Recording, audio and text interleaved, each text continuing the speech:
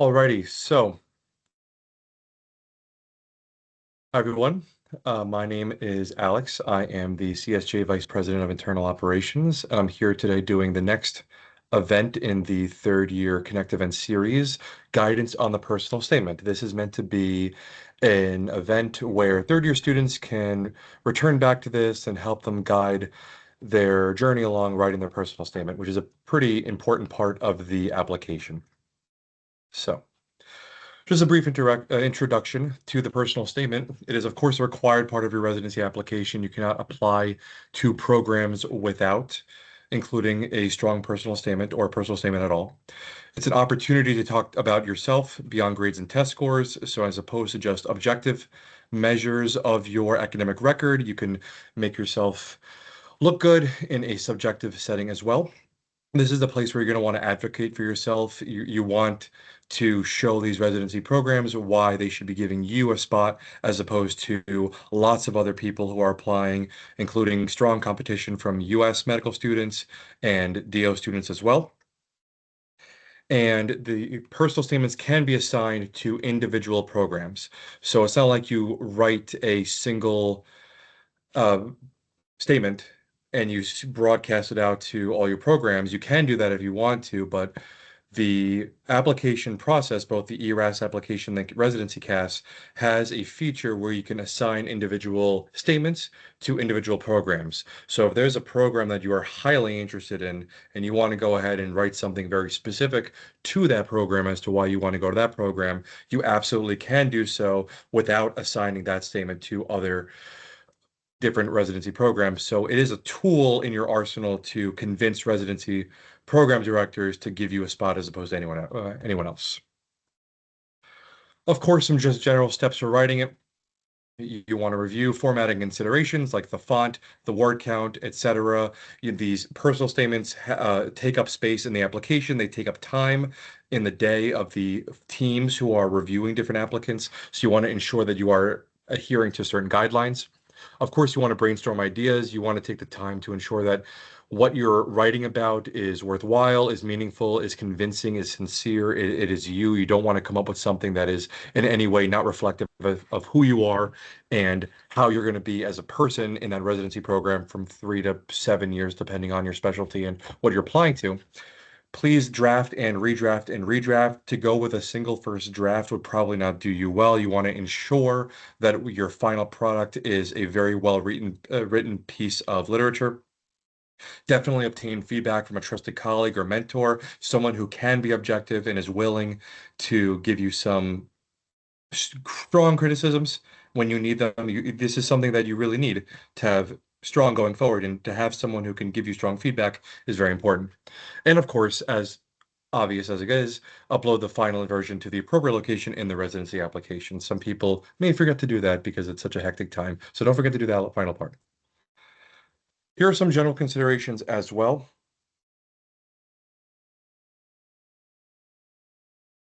Um, you want to ensure that your uh, statement is 1 page long. If you don't want it to be too long, because if it's too long, sorry, I'm a bit out of view there.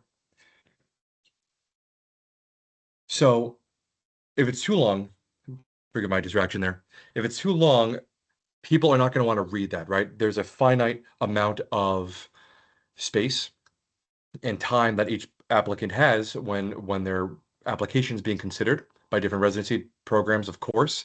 And it's kind of the same thing as when you were applying to medical school, where you want to make sure that what you're doing is adhering to specific guidelines because you don't want to waste anyone's time. So making sure that you have a succinct, meaningful statement is of the utmost importance. Next, you want to make sure it's single spaced, Times New Roman, make sure it looks good, making sure it's nice and professional.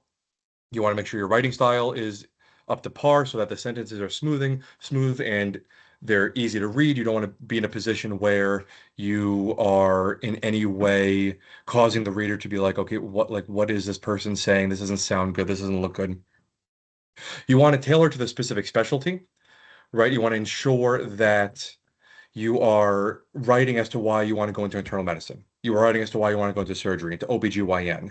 You can do blanket stuff as to why you'd be a strong physician, but this is your opportunity to advocate for yourself in a specific specialty. So definitely take full advantage of that, is why you'd be a great psychiatrist as opposed to a family medicine provider, and so on and so forth.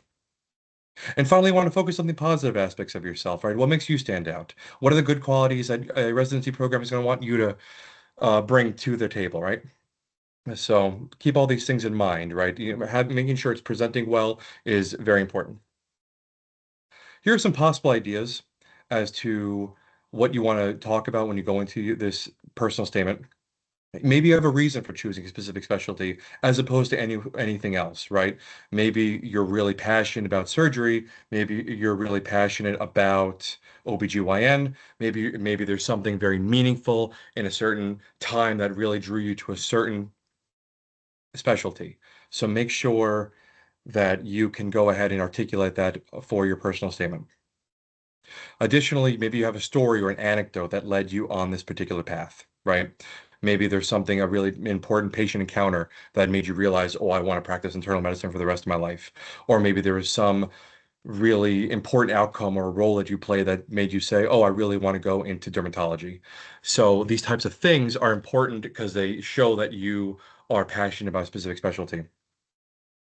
You want to discuss meaningful hobbies and activities that differentiate you from the others. Maybe there's something that is specific to you that is important in your role as a physician, is important when you are taking time away from the hospital and what you do in your free time, or maybe it's a hobby that you tie into your specialty as well. Make it unique, make it something that the residency program director, when he reads it, is going to be like, oh, this is very important.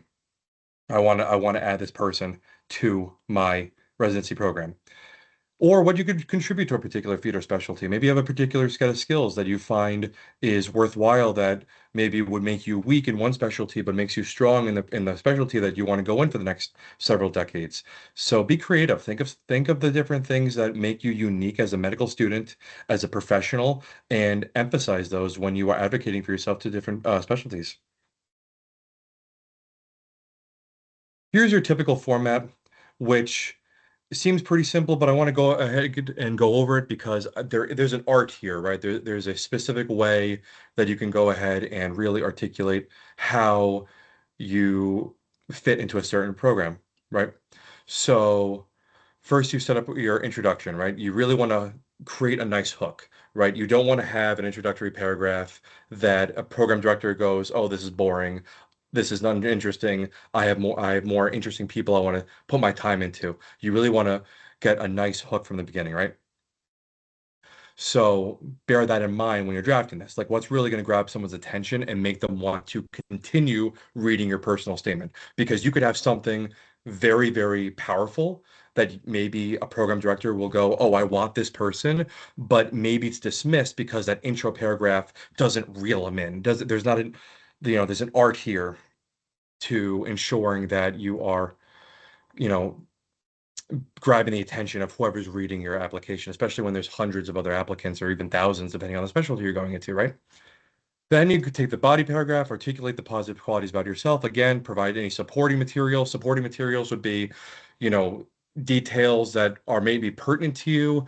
Don't necessarily rehash what's in your CV because you have experiences. You are given a list of meaningful criteria in your CV that go into the experience portion already. So you don't want to rehash something that they already know, or hammer down on things that make you unique. And maybe it's something that you couldn't put somewhere else in the application, but it's something that really you find can enhance you as a person when you go into this application process.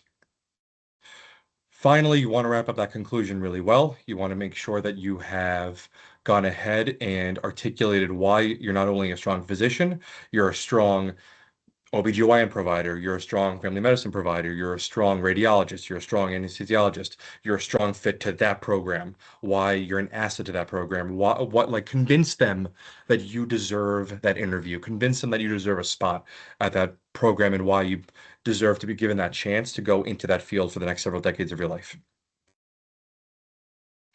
Here are some areas that I think that you should avoid. Number one is generic statements, right? If you say something to the effect of, "Oh, well, I'm a hard worker, I'm passionate about this field, and I'm detail oriented." A program director might say, well, that's great. That sounds really good. But we are physicians. We're supposed to be hardworking. You're supposed to be passionate about the field that you're applying for, that you're expected to practice medicine in for the next 30 or 40 years.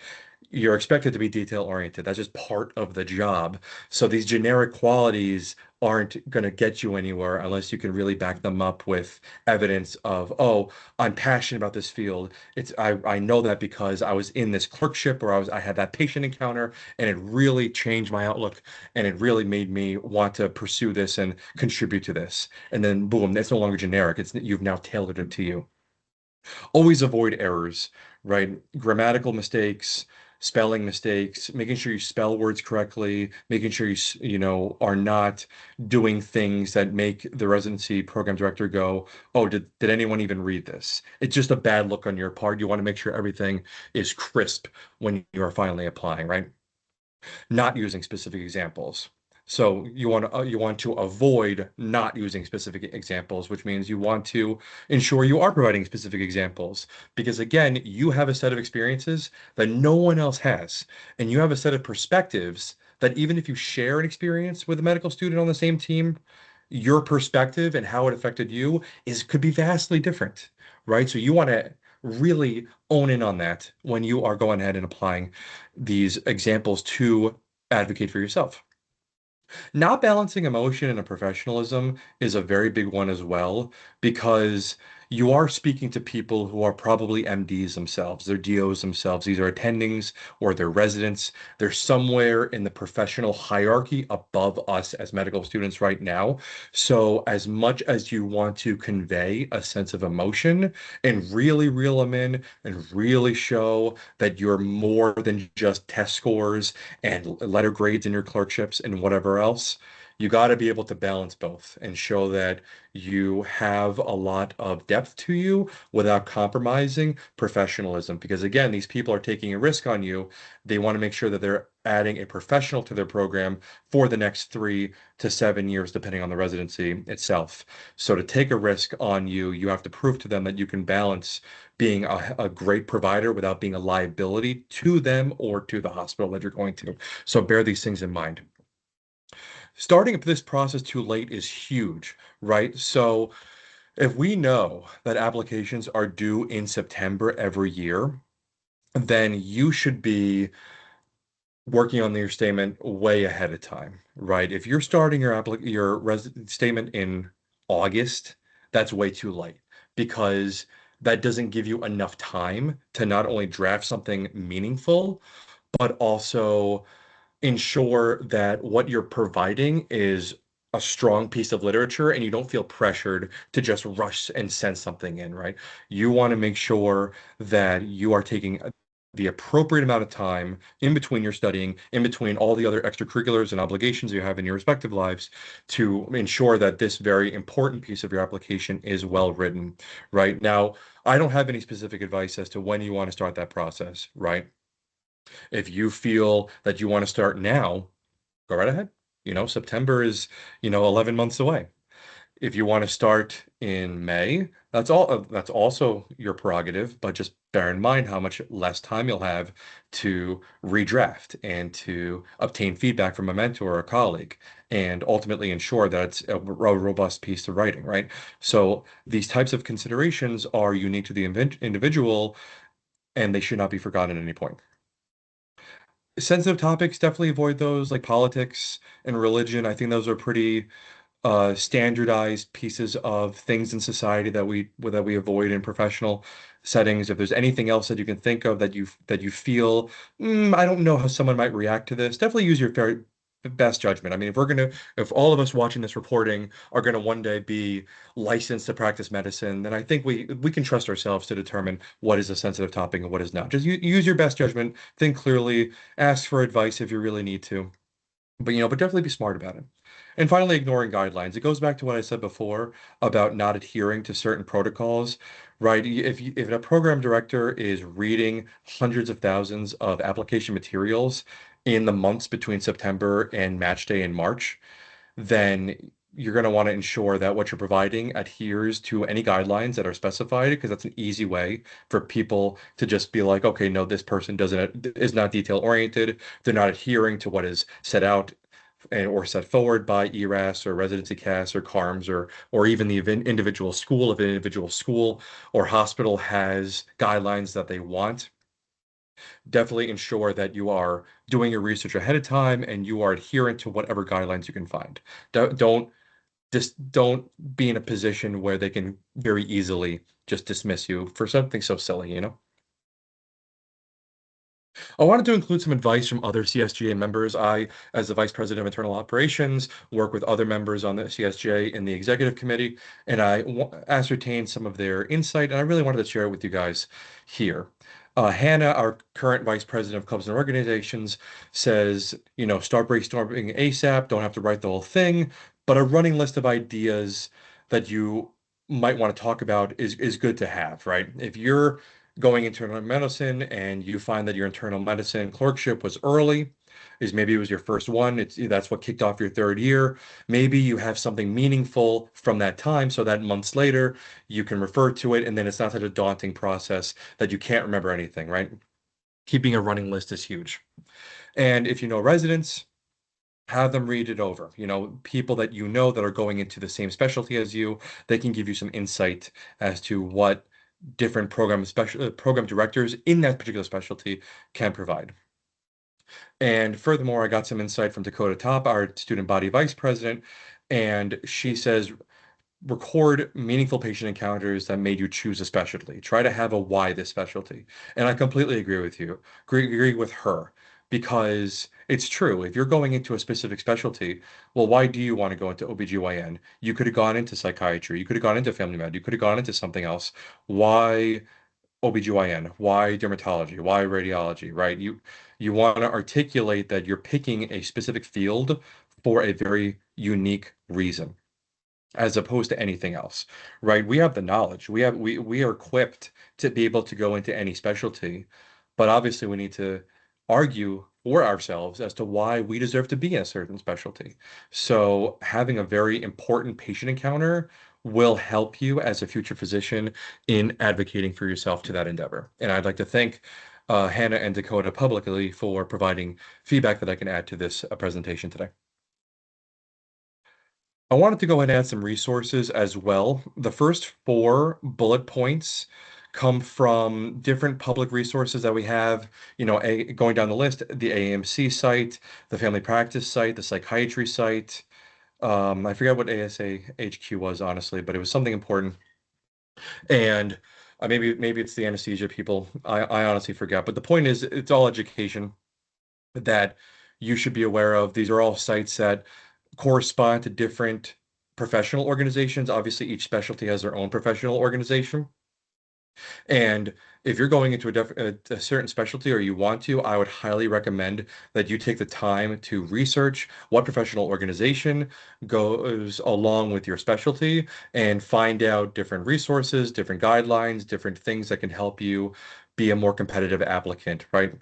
So I personally want to go into internal medicine.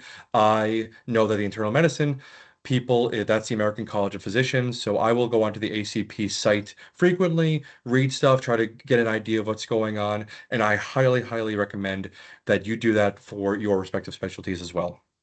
That fifth bullet point is a PubMed article that I found. It seems like some really good tips from what I read it for creating a high quality personal statement for your residency application. I wanted to bring that public article to your attention as well so you could read this on your own time and get some more insight besides what I presented to you guys today.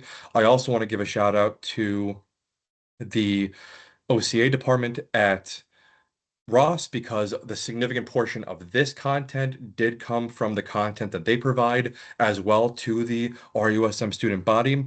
And of course, having this session is a way of supplementing another form of resources for the student body. We in CSGA want to make sure that all of you are robustly given what the tools you need to be successful. And we hope that we have done a good job of that. And that is it. This is not supposed to be a long session, just a session that hopefully helps with your insight for personal statements. The link to the CSGA calendar is there, connect.rossu.edu/calendar, #month. And that contains all sorts of events, future Connect series, the club, clinical student interest groups events, the different site senator events. We want to make sure you have access to that so you can attend the next session. I hope this was beneficial to you, and thank you all for coming. I wish you all the best in your future endeavors. Thank you.